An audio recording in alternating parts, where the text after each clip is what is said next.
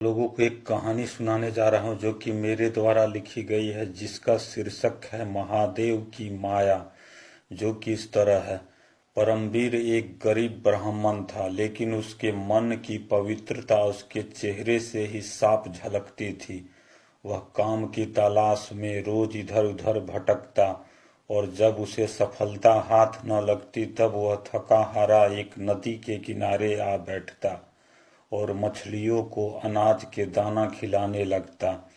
इस तरह कई महीने बीत गए, और एक दिन नदी के किनारे नदी के देवता बालक रूप धारण कर प्रकट हुए और बोले, भाई तुम इतने चिंतित क्यों हो?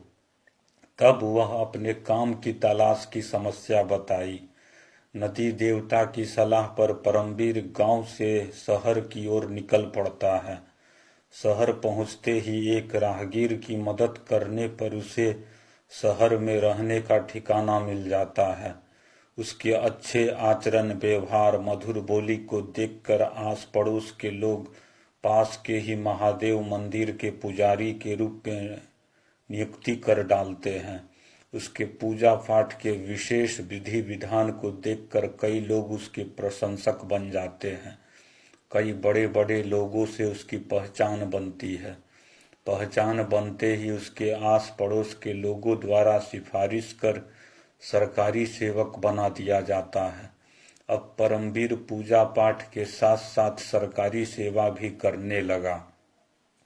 समय परिवर्तन के साथ साथ इतनी बरकत मिलती है कि वह अपनी खरीदी जमीन पर घर तक बना डालता है। उसकी शादी भी उसी शहर में हो जाती है। कुछ समय बाद वह 2 बच्चों का पिता भी बन जाता है। लेकिन कुछ वर्षों बाद उसमें कुछ अजीब सी परिवर्तन आने लगती है।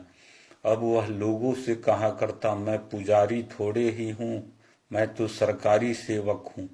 पूजा पाठ करना हम सरकारी सेवकों को शोभा नहीं देता। अंततः वह धीरे धीरे पूर्ण रूप से पूजा पाठ करना छोड़ देता है। लेकिन अब वह पुराना परमवीर नहीं रहा। आज उसे शराब की लत लग गई है। जुआ खेलना उसका रोजमर्रा का काम बन गया है। आए दिन अपने घर में वो अपने बीवी और बाल बच्चों से मार करने लगा है। अब उसके मुंह से शराब की बू इस तरह आने लगी है कि अच्छे लोग भी उसके पास बैठने से इतराने लगे हैं। अब वह यत्र तत्र शराब पीकर रास्ते में सोया मिलने लगा है। उसकी ऐसी हरकतों को देखकर उसे सरकारी सेवा से सदा के लिए बर्खास्त कर दी जाती है। अब उसके पास रुपयों पैसों की किल्लत सी हो गई है, इसलिए वह लोगों से उधार लेकर या घर के सामानों को चोरी छिपे बेचकर रुपयों पैसों की कमी को पूरा करने लगा है। एक दिन परमवीर ने इतनी शराब पी रखी थी कि गलत हरकतों की वजह से इतनी मार खानी पड़ी कि उसके सारे शरीर में जख्म हो गए और सारा शरीर दाग धब्बों से भर गया। अब वह बीमार सा रहने लगा।